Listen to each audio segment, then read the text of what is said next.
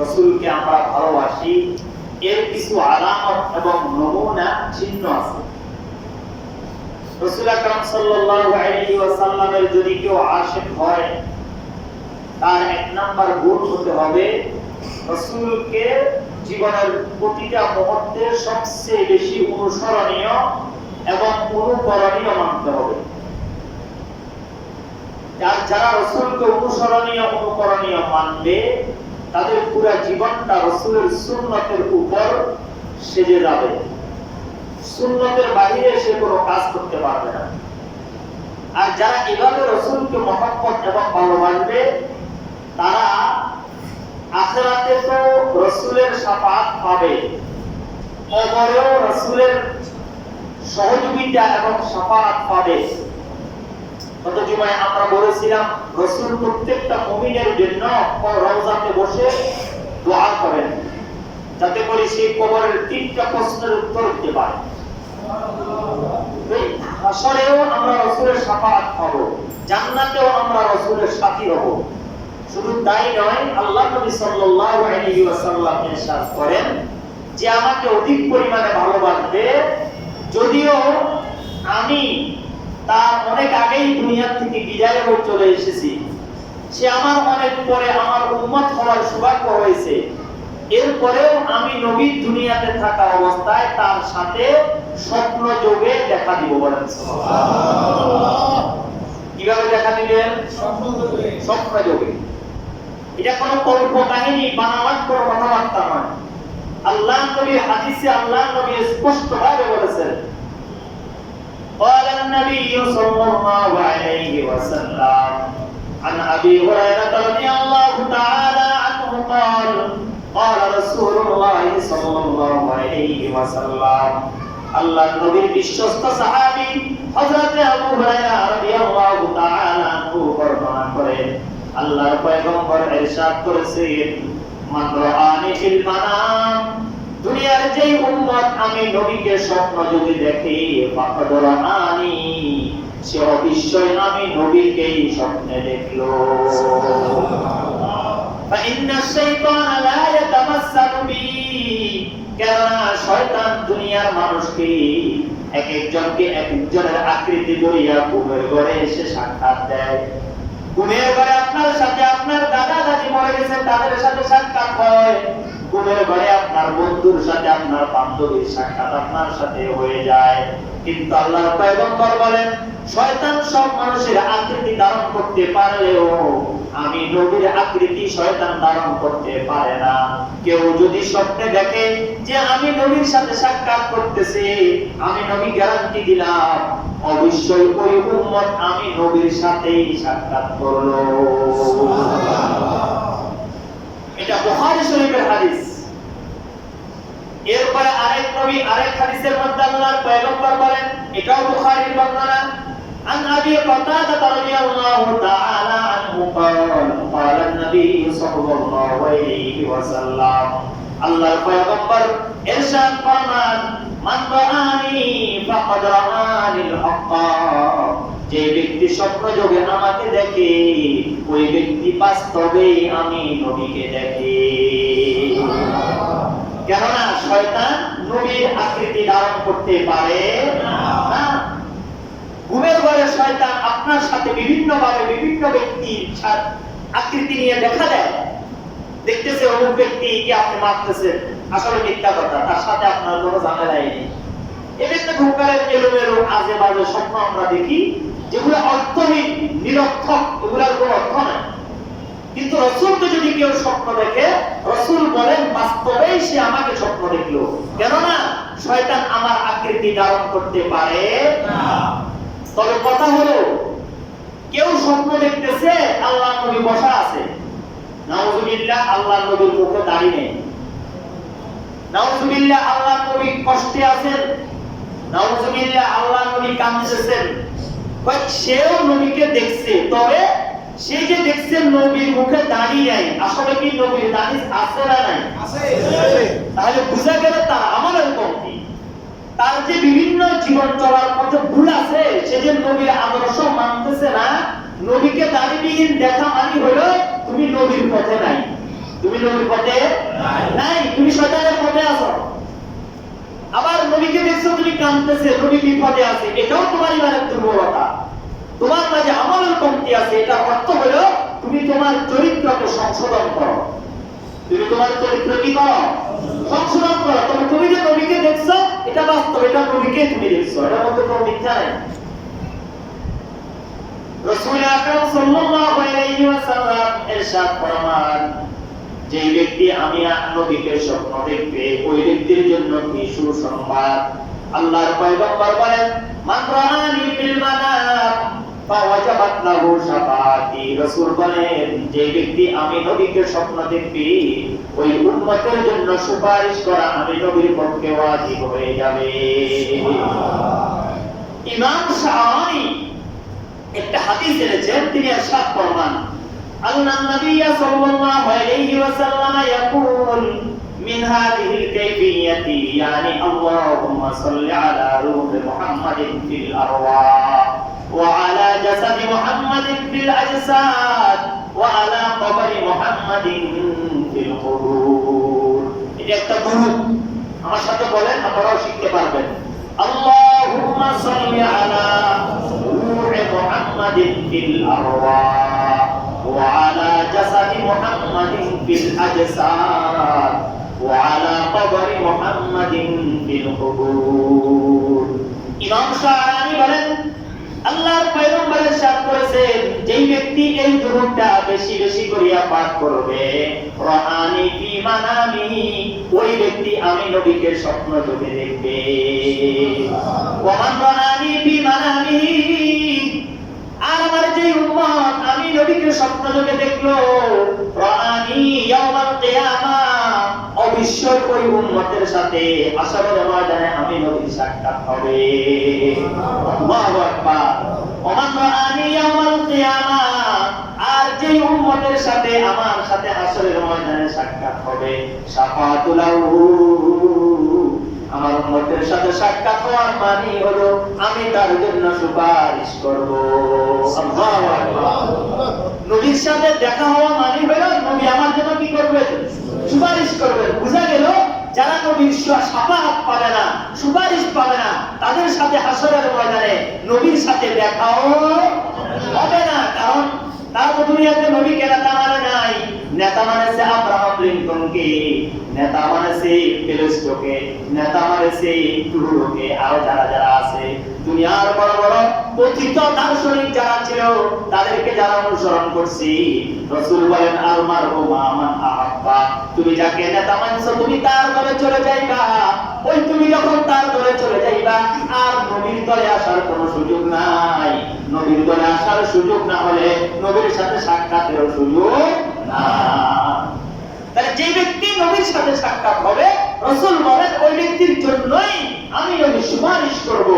এরপরে বলেন, ওয়া মান শাফাআতু লাহু ইয়াশরাবু মিন হাউজি ওয়া হারামাল্লাহু আলাইহি জাসাদাহু আলান নার, আর যে উম্মতের জন্য আমি নবী সুপারিশ করব ওই উম্মতের জন্য আল্লাহ পাক জাহান্নামের আগুনকে হারাম করিয়ে দিবে।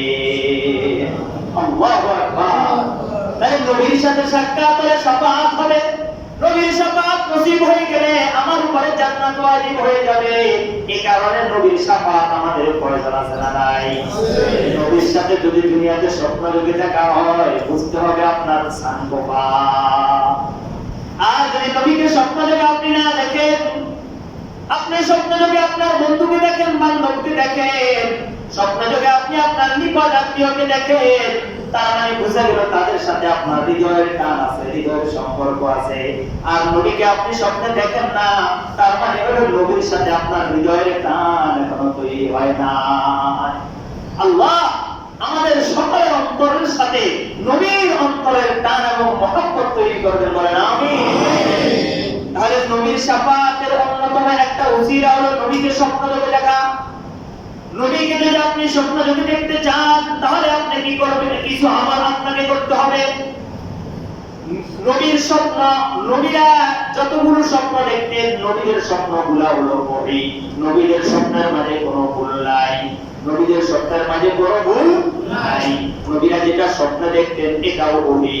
আর আমরা যেগুলা স্বপ্ন দেখি এগুলোর মধ্যে কিছু আছে মিথ্যা, কিছু আছে ভুল, কিছু আছে এমনি শয়তানি। হাদিসের মধ্যে আছে আল্লাহর পয়গম্বর বলেন সামি'তু রাসূলুল্লাহ সাল্লাল্লাহু আলাইহি ওয়াসাল্লাম ইয়াকুল, হযরত আবু হুরায়রা থেকে বর্ণিত তিরমিজি শরীফের হাদিস, লাম ইয়াবকি মিনান নবুওয়াতি ইল্লা আল মুবাশশারাত। রাসূল আকরাম বলেন আমার নবুয়তের কোনো অংশ বাকি নাই, কিন্তু সুসংবাদগুলো বাকি রয়ে গেছে। বলো আমার মুবাশশিরাত, সাহাবা একরাম বলেন ইয়া রাসূলুল্লাহ সুসংবাদ এগুলো আবার কি? ক্বালা আর-রু'য়া সালিহা ইয়ারাহুল মুসলিম, আমার বাকি নবুয়তের থেকে কিছু সুসংবাদ বাকি রয়ে গেছে। ওই সুসংবাদগুলো হলো মুমিন বান্দার স্বপ্ন। মুমিন বান্দার স্বপ্ন। যখন আপনি ভালো স্বপ্ন দেখবেন তখন কি আমল করবেন, যখন খারাপ স্বপ্ন দেখবেন কি আমল করবেন। মুসলিম শরীফের রওয়ায়াত আপনাদেরকে শুনিয়ে যায়। ক্বালান নবী সাল্লাল্লাহু আলাইহি ওয়াসাল্লাম আর-রু'য়া সালিহাতু মিনহা শাইআ, রু'য়া সালিহাতু মিনহা মিনাল্লাহ ওয়া রু'য়া সুআ মিনাশ শাইতান। তুমি যে ভালো স্বপ্নগুলো দেখো এগুলো আল্লাহর পক্ষ থেকে আসে, আর যেগুলো খারাপ স্বপ্ন দেখো এগুলো শয়তানের পক্ষ থেকে আসে। ফামান রাআ ফাকারিহা মিনহা শাইআ, তুমি এমন একটা স্বপ্ন দেখলা যে স্বপ্ন দেখার পরে তোমার কাছে এটা অপছন্দ হয়েছে, অর্থাৎ স্বপ্নটা ভালো স্বপ্ন ছিল না, তুমি এটাকে অপছন্দ করছো, ফালইয়ানফিস আন ইয়াসারিহি ওয়ালিয়াতাআওয়াজ বিল্লাহি মিনাশ শাইতানির রাজীম। রাসূল বলেন তুমি যদি ঘুমের ঘরে কোনো খারাপ স্বপ্ন দেখো, তুমি ঘুম থেকে জাগ্রত হয়ে তুমি বসে পড়বে, বসে তুমি তোমার ইয়াসারিহি বাম দিকে তিনবার ইসকি করবে, থুতু নিক্ষেপ করবে, এরপরে তুমি বলবে আউযু বিল্লাহি মিনাশ শাইতানির রাজীম। আর কেউ কেউ বলেন তুমি যে বালিশের উপরে শুয়ে আছো ওই বালিশ থেকে তুমি উল্টিয়ে আবার শুয়ে পড়বে। খারাপ স্বপ্ন দেখলে উঠে বসে বাম দিকে থুতু নিক্ষেপ করবেন এবং কয়েকবার আউযু বিল্লাহ পড়ে এরপর আবার শুয়ে যাবেন। আর যদি খারাপ ভালো স্বপ্ন দেখো এরপরে বলতেছেন ওয়ালা তাযুরুহু ওয়ালা ইউকবিরুহা বিহা আহাদা, আর খারাপ স্বপ্ন দেখার পরে তুমি কারো কাছে এটা প্রকাশ করিও না। যদি তুমি এভাবে আমল করো তাহলে ওই খারাপ স্বপ্নটা তোমার কোনো ক্ষতি করতে পারবে না। আর তুমি স্বপ্ন দেখছো কিন্তু আউযু বিল্লাহ পড়ো নাই, বাম দিকে থুতু নিক্ষেপ করিয়া নবীর সুন্নাহটাও পালন করো নাই, তাহলে হতে পারে এই স্বপ্নটা তোমার জীবনে বাস্তবায়ন হয়ে যাবে। বলেন নাউযুবিল্লাহ। এরপরে যদি তুমি ভালো স্বপ্ন দেখো ওয়া ইন রাআ রুয়ান হাসানা, আর তোমাদের মধ্যে কেউ যদি ভালো স্বপ্ন দেখে ফালইউবশির, অবশ্যই তুমি এই সুসংবাদটা মানুষকে দিবা। ওয়ালা ইউকবির ইল্লা মান ইউহিব্বু, কিন্তু এই ভালো স্বপ্নটাও তুমি এমন ব্যক্তিকে বলবা না যে ব্যক্তি তোমার সাথে দুশমনি রাখে, যে ব্যক্তি তোমাকে অপছন্দ করে। অবশ্যই তুমি এমন একজন ব্যক্তির কাছে গিয়া বলবা যে ব্যক্তি তোমাকে ভালোবাসে আর তোমার এই স্বপ্নের সঠিক ব্যাখ্যা করতে পারে। ভালো একজন আলেমের কাছে যাবেন, হুজুর গতকালকে আমি এভাবে স্বপ্ন দেখলাম। খারাপ স্বপ্ন দেখার অন্যতম একটা কারণ হলো নাপাক অবস্থায় ঘুম যাওয়া। আর নাপাক অবস্থায় ঘুম যাওয়া মানে ওযু ছাড়া ঘুম যাওয়া মানে নাপাক অবস্থায় ঘুম যাওয়া। ওযু করে যদি আপনি ঘুমান, আয়াতুল কুরসি পড়ে ঘুমান, চারকুল পড়ে ঘুমান, তাহলে কোনদিন আপনি খারাপ স্বপ্ন দেখবেন না ইনশাআল্লাহ। আর যদি আপনি ওযু ছাড়া শুয়ে পড়ছেন, মোবাইল টিপতে টিপতে ঘুমাইছেন, আউযু বিল্লাহ বিসমিল্লাহ, ঘুমের দোয়া, হ্যাঁ ঘুমের যে দোয়া আছে বলেন, দোয়াটা কি বলেন না আল্লাহুম্মা বিসমিকা আমুতু ওয়া আহইয়া। আর যখন ঘুম থেকে জাগ্রত হবেন, আমার নবী এটাও আমাদেরকে শিক্ষা দিয়েছেন। কি দিয়েছেন? আলহামদুলিল্লাহিল্লাযী আহইয়ানা বা'দামা আমাতানা ওয়া ইলাইহিন নুশুর। ঘুমের তরিকাও আমার নবী বাতাসের কি বাতান নাই। এখন সুন্নাত মোতাবেক আমরা কয়জনে ঘুম যাই? যারা খারাপ স্বপ্ন দেখে তারা সুন্নাত মোতাবেক ঘুমায় না, আর যারা সুন্নাত মোতাবেক ঘুমায় তারা ভালো স্বপ্ন দেখে। আর সেই যদি আশিকে রাসূল হয় তাহলে তার রাসূলের স্বপ্নটাও তার নসিব হয়ে যাবে। সুবহানাল্লাহ। এখন আসেন রাসূলকে যদি কেউ স্বপ্ন দেখতে চায় তাহলে কি আমল করবেন? ওলামায়ে কেরাম বলেন কেউ যদি রাসূলকে স্বপ্ন দেখতে চায় তার জন্য তিনটা আমল। কয়টা আমল বলেন? তিনটা আমল। নাম্বার 1, জীবনের প্রতিটা মুহূর্ত থাকতে রাসূলের সুন্নাত মেনে চলতে হবে।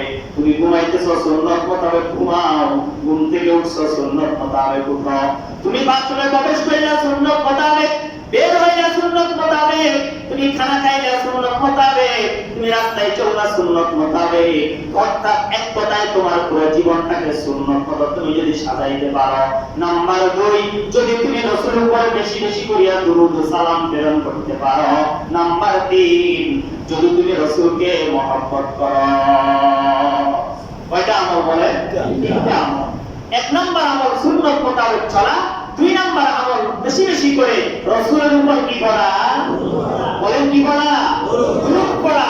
নাম্বার 3, রাসূলকে মহব্বত করা। রাসূলকে কি করা? মহব্বত করা। আর রাসূলকে মহব্বত করার সাথে উলামায়ে কেরাম বলেন, যারা নবীর আওলাদ রাসূল, যারা নবীর বংশধর, তারা অবশ্যই নবীকে স্বপ্ন দেখে। বলেন সুবহানাল্লাহ। আল্লামা হুসাইন আহমদ মাদানী রাহমাতুল্লাহি আলাইহি, সাইয়্যিদ হুসাইন আহমদ মাদানী আল্লাহর নবীর একজন বংশধর। হুসাইন আহমদ মাদানী রাহমাতুল্লাহি আলাইহি রাসূলের বড় আশিক ছিলেন। রাসূলের রওজার সামনে গিয়ে দাঁড়াইছেন, 25 বছর বয়স। রাসূলের সামনে দাঁড়াইয়া সালাম দিতেছেন, আসসালামু আলাইকুম ইয়া জাদ্দি। ও আমার নানা। কি বলছে? ও আমার নানা। হযরতে হুসাইন রাদিয়াল্লাহু হুসাইন আহমদ মাদানী রাহমাতুল্লাহি আলাইহি ইমামে হুসাইনের একজন বংশধর।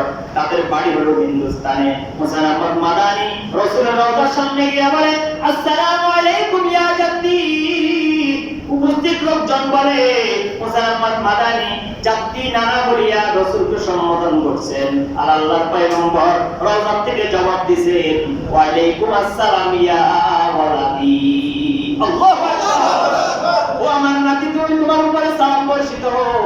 ও আমার ভাইরা, রাসূলের মহব্বত যদি অন্তরে থাকে তাহলে রাসূলকে আপনি সালাম দিবেন, রাসূল রওজা থেকে আপনার সালামের জবাব দিতে পারে। আল্লাহু আকবার। রাসূলের মহব্বত লাগবে। মহব্বতে রাসূল, ইশকে রাসূল, রাসূলের ভালোবাসা যদি আপনার অন্তরে তৈরি হয়ে যায়, তাহলে রাসূলকে আপনি স্বপ্নে দেখবেন। রাসূলের উপরে দুরূদ ও সালাম পড়া, এটা যে কত বড় গুরুত্বপূর্ণ আমল, এটা যদি আপনারা জানতেন। আল্লাহ পাক রব্বুল আলামিন বলেন, আমার সাথে দুনিয়ার মানুষের সাথে কোনো কাজের মিল নাই। দুনিয়ার মানুষের সাথে আমার সাথে কোনো কাজের মধ্যে মিল নাই, তবে একটা কাজ দুনিয়ার মানুষের সাথে আমার সাথে মিলে। আল্লাহ পাক রব্বুল আলামিন কোরআনে কারীমে সূরা আহজাবে আমাকে আপনাকে জানিয়ে দিলেন, এই আমলটা আমিও করি, তোমরাও করো। সুবহানাল্লাহ বলেন। কোন সে আমল? কোন সে আমল? আল্লাহ পাক রব্বুল আলামিন বলেন, ইন্নাল্লাহা ওয়া মালাইকাতাহু ইউসাল্লুনা আলান নবী ইয়া আইয়ুহাল্লাযীনা আমানু সাল্লু আলাইহি ওয়া সাল্লিমু তাসলিমা। আল্লাহ পাক রব্বুল আলামিন বলেন, ইন্নাল্লাহা ওয়া মালাইকাতাহু, আহকামুল হাকিমিন, আমি আল্লাহ পাক রব্বুল আলামিন এবং আমার ফেরেশতারা, ইউসাল্লুনা আলান নবী, আমরা সবাই আমার নবীর উপরে দুরূদ পড়ি। আল্লাহু আকবার। নবীর উপরে দুরূদ পড়ে কে? আল্লাহ। নবীর উপরে দুরূদ পড়ে ফেরেশতারা, নবীর উপরে দুরূদ পড়ে আল্লাহ। আল্লাহ বলে, ইয়া আইয়ুহাল্লাযীনা আমানু, ও ঈমানদারেরা, তোমরা যারা নিজেকে মুমিন বলিয়া দাবি করো, তোমরা যারা নিজেকে রাসূলের উম্মত বলিয়া দাবি করো, সাল্লু আলাইহি ওয়া সাল্লিমু তাসলিমা, তোমরা আমি নবীর উপরে দুরূদ ও সালামের হাদিয়া প্রেরণ করো। তাহলে আমাদের সাথে আল্লাহর সাথে একটা কাজে মিল আছে। বলেন কয় কাজ? একটা কাজ। সেটা হলো আল্লাহ আমাদের নবীর উপরে দুরূদ পড়ে, আমরাও নবীর উম্মতেরা নবীর উপরে দুরূদ পড়ি। সুবহানাল্লাহ বলেন। তাহলে দুরূদের আমলটা কি ছোট নাকি অনেক বড়? এটা এত বড় আমল যেটা আল্লাহ পাক নিজেই করেন। আর কোন আমল আল্লাহর সাথে আমাদের মিলে না। একটা মাত্র আমল, যে আমলের সাথে আল্লাহর সাথে আমাদের মিল। আল্লাহ পাক রব্বুল আলামিন কোরআনে কারীমের সূরা আহজাবের 43 নম্বর আয়াতে বলেন, ওয়াল্লাযী ইউসাল্লি আলাইকুম ওয়া মালাইকাতুহু লিইখরিজাকুম মিনাজ যুলুমাতি ইলান নূর। এই আয়াতেও আল্লাহ পাক বলেন যে আমি এবং আমার ফেরেশতারা আমার রাসূলের উপরে দুরূদ পড়ি, যাতে করে তোমাদেরকে আমি অন্ধকার থেকে আলোর দিকে নিয়ে আসতে পারি। বলেন সুবহানাল্লাহ। তাহলে রাসূলের উপরে দুরূদ পড়ার দরকার আছে না নাই? রাসূলের উপরে যারা দুরূদ পড়বে, রাসূল বলেন তারা আমাকে স্বপ্ন দেখবে। রাসূলের উপরে যারা দুরূদ পড়বে, রাসূল বলেন তাদের সাথে আমার সাথে সাক্ষাৎ হবে, তাদের জন্য আমি সুপারিশ করব, তাদের সাথে আমি নবী জান্নাতে একসাথে থাকবো। আল্লাহু আকবার। আজকে আমি আর আপনি কত অহেতুক অনর্থক অকারণে কাজ কর্ম কথাবার্তা বলে বলে আমাদের সময়কে নষ্ট করতেছি, কিন্তু রাসূলের উপরে দুরূদ পড়া আমাদের কি হয় না? সৌভাগ্য হয় না? আল্লাহ পাক রব্বুল আলামিন কোরআনে কারীমে সমস্ত নবীর উপরে সালাম প্রেরণ করেছেন, আর একমাত্র আমাদের নবীর ব্যাপারে যেখানে বলছেন সেখানে তিনি বলেছেন সালাত ওয়া সালাম।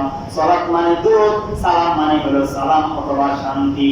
আল্লাহ পাক রব্বুল আলামিন কোরআনে কারীমে বলেন সালামুন আলা মূসা ওয়া হারুন, সালামুন আলা ইয়াসিন, সালামুন কাওলাম মির রাব্বির রহিম।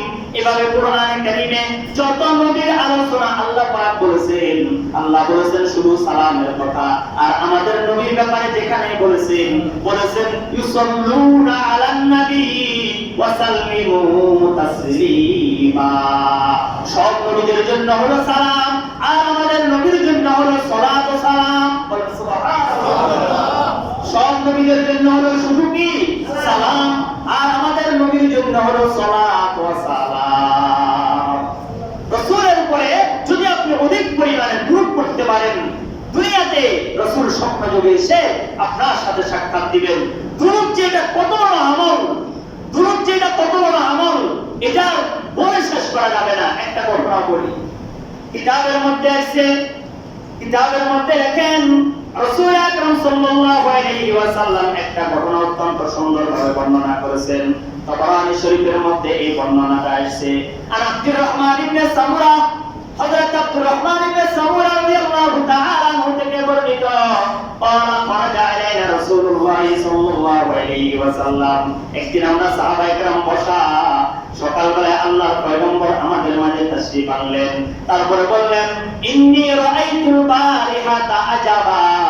ও আমার সাহাবীরা, একটা সুসংবাদ আমি তোমাদেরকে দিব। গতকাল রাতে আমি একটা আশ্চর্যকর স্বপ্ন দেখেছি। সুবহানাল্লাহ। কি স্বপ্ন দেখছেন? আশ্চর্যকর স্বপ্ন। রাসূল নিজেই বলেন আশ্চর্যকর স্বপ্ন। সেটা কি?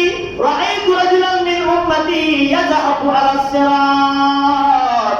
আমি নবী স্বপ্নযোগে দেখতে পেলাম আমার একটা উম্মত ফুলসিরাত পার হইতেছে। কি পার হইতেছে বলেন? ফুলসিরাত পার হইতেছে। ইয়াযহাবু আলাস সিরাত, ফুলসিরাতের উপর উঠতে আবার পড়ে যায়, উঠতে আবার পড়ে যায়।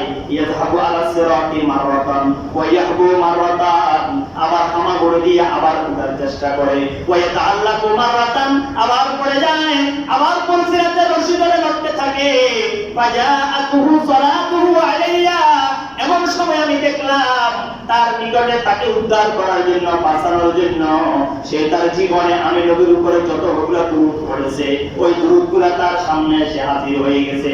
ফাআখাযতু বিয়াদি, এরপর আমি ওই উম্মতের হাতটা ধরলাম, হাতটা ধরিয়া ফাআকামতু আলাস সিরাত, এরপর আমি তাকে ফুলসিরাতের উপরে শক্ত করে দাঁড় করিয়ে দিলাম।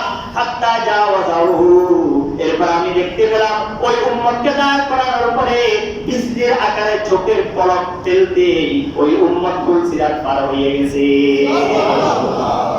রাসূলের উপরে যদি দুরূদ পড়ে, এই দুরূদ আপনাকে কবরে বাঁচাবে, ফুলসিরাতে বাঁচাবে, হাসরে বাঁচাবে, মিজানে বাঁচাবে, সব জায়গাতে এই দুরূদ আমার জন্য সহায়ক হবে। বলেন না আলহামদুলিল্লাহ। রাসূলের উপর দুরূদ পড়বেন নি? ইনশাআল্লাহ। দুরূদের ব্যাপারে যতগুলো হাদিস এসেছে বলে শেষ করা যাবে না। কিছু তো আপনাদেরকে শোনাবো, অবশ্যই কিছু আপনাদেরকে শোনাবো ইনশাআল্লাহ আগামী জুমায়। রাসূলের উপরে দুরূদ, কোন দুরূদটা সবচেয়ে বেশি পড়বেন, কোন দুরূদটা রাসূল বেশি পড়ার জন্য বলেছেন, কোন দুরূদ পড়লে কি লাভ হবে, এই সম্পর্কিত কিছু হাদিস ইনশাআল্লাহ আপনাদেরকে শোনাবো।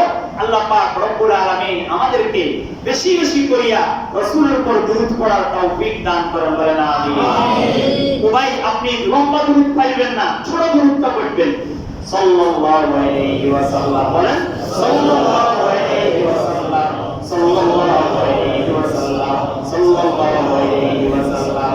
আচ্ছা বলেন তো এই দুরূদটা পড়তে ওযু লাগেনি, কোনো সময় নির্ধারিত আছে নাই, কোনো কিছু নাই, যখনই মনে করবেন তখনই পড়বেন। আল্লাহ পাক আমাদের সবাইকে কবুল করেন, যারা কাবলা জুমা পড়েন না সেটা কাজ করেন।